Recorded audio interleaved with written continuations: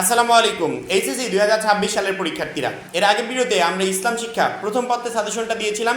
আজকের ভিডিওতে ইসলাম শিক্ষা দ্বিতীয় পত্রের সাজেশনটা দিব।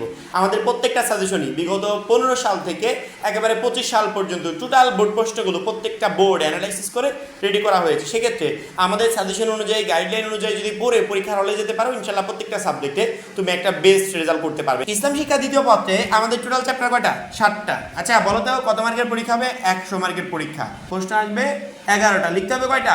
7টা। 11 সেট প্রশ্ন আসবে 60টা অধ্যায় থেকে। তার মানে প্রথমেই আমাদেরকে ধরে নিতে হবে যে অনেকগুলো অধ্যায় থেকে 2টা করে প্রশ্ন আসবে। আবার 11টার ভিতর থেকে লিখতে হবে 7টা। তার মানে সবগুলো অধ্যায় না পড়লেও চলবে। মানে এমনিতেই 7টা অধ্যায়, এই 7টা অধ্যায়ের সিলেবাসটাকে আমরা আরও শর্ট করে যদি নিই, তারপরেও 7 সেট প্রশ্ন ইজিলি লিখতে পারবো। 7টা প্রশ্ন কমন পাওয়ার জন্য 7টা অধ্যায় পড়ার কোনো প্রয়োজন নাই। আমি এখান থেকে বেছে তোমাদেরকে 5টা চ্যাপ্টার দিব। যদি 4টা বলি তারপরেও এখান থেকে 7টা কমন আসবে, কিন্তু দিব 5টা, যাতে তুমি 8টা কমন পাও, ওর ভিতর থেকে যে কোনো 7টার অ্যান্সার করতে পারো। এইভাবে প্রত্যেকটা সাবজেক্টে যেখানে 10টা চ্যাপ্টার আছে আমরা এখানে 5টা করে দিচ্ছি, যেখানে 7টা আছে ওখানে 4টা করে দিচ্ছি, যেখানে 8টা আছে ওখানে 5টা করে দিচ্ছি। এইভাবে প্রত্যেকটা সাবজেক্টের সিলেবাসটাকে শর্ট করে দিচ্ছি। কি কারণে বলো তো? আমাদের হাতে সামনে যেই সময়টুকু আছে, এই সময়ে কখনো সিলেবাস কমপ্লিট করা সম্ভব না। আমি প্রত্যেকটা সাবজেক্টে শর্ট করে দিচ্ছি যাতে অল্প সময় তুমি একটা বেস্ট প্রিপারেশন নিয়ে পরীক্ষার হলে যেতে পারো। প্রথমত 1 নম্বর অধ্যায় আল কোরআন, সবচেয়ে ইম্পর্টেন্ট অধ্যায়। এই টোটাল ইসলাম শিক্ষা দ্বিতীয় পত্রের ভিতর সবচেয়ে গুরুত্বপূর্ণ। এই চ্যাপ্টার থেকে বাধ্যতামূলক মানে মিনিমাম 2টা প্রশ্ন কমন পাবে, ভাগ্য ভালো থাকলে 3টাও কমন পেতে পারো। অনেক বোর্ডে 3টাও আসছে বিগত বছরগুলো যখন বোর্ড প্রশ্ন হয়েছে। অর্থাৎ মিনিমাম যে 2টা কমন পাবে এতটুকু তুমি ধরে রাখো। 2 নম্বর আল হাদিস, এই চ্যাপ্টার থেকেও 2টা প্রশ্ন কমন থাকবে। 2টা অধ্যায় পড়লাম, 4 সেট প্রশ্ন কমন হয়ে গেল। 1 নাম্বার থেকে 2টা, 2 নাম্বার থেকে 2টা, 4টা হয়ে গেল। 3 নাম্বার অধ্যায় থেকে একটা পাবে, 3, 5টা হয়ে গেল। 4 নাম্বার অধ্যায় থেকে একটা, 5 নাম্বার অধ্যায় থেকে একটা, 4, 5, 7টা প্রশ্ন ইজিলি কমন চলে আসবে। 1, 2, 3, 4, 5 যদি পড়ো। আমাদের নিচে 6 নাম্বার অধ্যায়, অর্থাৎ প্রতি বছর 2টা করে প্রশ্ন আসার সম্ভাবনা থাকে এমন চ্যাপ্টার আছে না? অনেক বছরে 2টা আসছে, অনেক বছরে একটা আসছে, আবার অনেক বছর 2টা আসছে। এমন চ্যাপ্টারের তালিকায় যে চ্যাপ্টারটা আছে সেটা হচ্ছে 6 নাম্বার অধ্যায়। অর্থাৎ 6 নাম্বার অধ্যায় থেকে মিনিমাম একটা কমন পাবে, ভাগ্য ভালো থাকলে 2টা প্রশ্ন কমন পেতে পারো। সেক্ষেত্রে তুমি যদি প্যাটার্নটা এইভাবে রেডি করো 1, 2, 3, 4, 6, তাহলে এখান থেকে 8টা প্রশ্ন কমন পাওয়ার একটা জোরালো সম্ভাবনা তৈরি হয়ে যাবে। তুমি যদি প্যাটার্নটা এইভাবে রেডি করো 1, 2, 4, 6, পরবর্তীতে এই 7 নম্বর অধ্যায়টা নাও।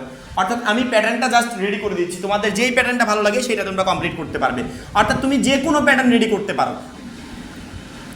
5 দিলাম, পরবর্তীতে 6 দিলাম। তুমি যে কোনো প্যাটার্ন রেডি করতে পারো, তবে খেয়াল রাখবে 1, 2 এবং 6 নাম্বার চ্যাপ্টার, অর্থাৎ এই 3টা চ্যাপ্টার যদি সেই প্যাটার্নে থাকে তাহলে অবশ্যই তুমি এখান থেকে 8টা প্রশ্ন কমন পেয়ে যাবে। মানে মিনিমাম 8টা প্রশ্ন তুমি কমন পাবে, ঠিক আছে? যদি এই প্যাটার্নটা থাকে এখান থেকে মিনিমাম 7টা কমন পাবে, ভাগ্য ভালো থাকলে এখান থেকে 8টা কমন পেয়ে যেতে পারো, আর এখান থেকে 9টা প্রশ্ন কমন পেতে পারো। অর্থাৎ যে কোনো একটা প্যাটার্ন তুমি কমপ্লিট করে যাও, যে কোনো একটা প্যাটার্ন। তুমি যদি এই 5টা চ্যাপ্টারের প্যাটার্ন কমপ্লিট করো, মিনিমাম 8টা কমন পাবে, ভাগ্য ভালো থাকলে 9টা কমন পেতে পারো।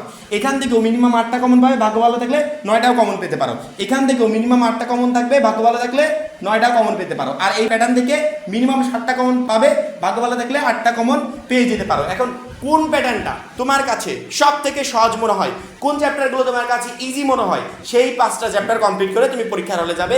ইনশাল্লাহ ওর ভিতর থেকে বেছে বুঝে যেই 7টা সব থেকে সহজ মনে হয় সেই 7টা প্রশ্নের অ্যান্সার করে আসতে পারবে। তাহলে তোমার এই সৃজনশীলের 70 মার্ক নিয়ে কোনো টেনশন আছে?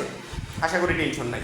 এবার যদি আমরা এমসিকিউ নিয়ে কথা বলি, এমসিকিউতে ভালো রেজাল্ট করার উপায় একটাই, ওই একটা উপায় কেউ যদি ভালোভাবে কমপ্লিট করতে পারে তার এমসিকিউ 30টাই কমন থাকবে, এছাড়া আর আদার্স কোনো উপায় নেই। সেই উপায়টা হচ্ছে আমাদের ইসলাম শিক্ষা দ্বিতীয় পত্রের প্রত্যেকটা চ্যাপ্টারে প্রথমত টেক্সট বুকের প্রত্যেকটা চ্যাপ্টার সুন্দর করে কমপ্লিট করবে, পাশাপাশি বিগত 5 বছরের বোর্ডে এমসিকিউ পড়ে যাবে। এই 2টা পড়লেই এনাফ এমসিকিউর জন্য, আর অতিরিক্ত কোনো প্রিপারেশন নেওয়া লাগে না। এবং এর অতিরিক্ত অন্য কোনো উপায়ও নাই যে উপায় তুমি এমসিকিউতে একটা বেস্ট প্রিপারেশন নিতে পারবে। কেউ যদি 1000 এমসিকিউ দিয়ে বলে যেগুলো পরে এখান থেকে চলে আসবে, এই ধরনের বোকামি করার দরকার নেই। যদি 500 1000 এমসিকিউ পড়ে যদি 30টা এমসিকিউ কমন পাওয়া যেত, এই বই এত কষ্ট করে পড়াশোনা করা লাগতো না। আমি সহজেই 1000 এমসিকিউ কিনে ফেলতাম, আমার সব কমন থাকতো। এই ধরনের কাজ কেউ করবে না। মূল্যবান সময়টুকু শুধুমাত্র ওইগুলোর পিছনে নষ্ট করবে যেখান থেকে পরবর্তীতে পরীক্ষায় কাজে লাগবে। পরবর্তীতে সৃজনশীলের জন্য অল চ্যাপ্টার না পড়ে আমাদের যে কোনো একটা প্যাটার্ন পড়ে যাবে এবং আমরা তোমাদের জ্ঞানমূলক অনুধাবনমূলক প্রশ্নের যে পিডিএফ রেডি করেছি সেই পিডিএফগুলো কমপ্লিট করে যাবে ইনশাল্লাহ। ইসলাম শিক্ষা দ্বিতীয় পত্রে তোমার টোটাল প্রশ্নগুলো কমন থাকবে। আশা করি প্রত্যেকটা শিক্ষার্থী বুঝতে পেরেছো। এখন এই পর্যন্ত ভালো থাকবে, সুস্থ থাকবে। আল্লাহ হাফেজ।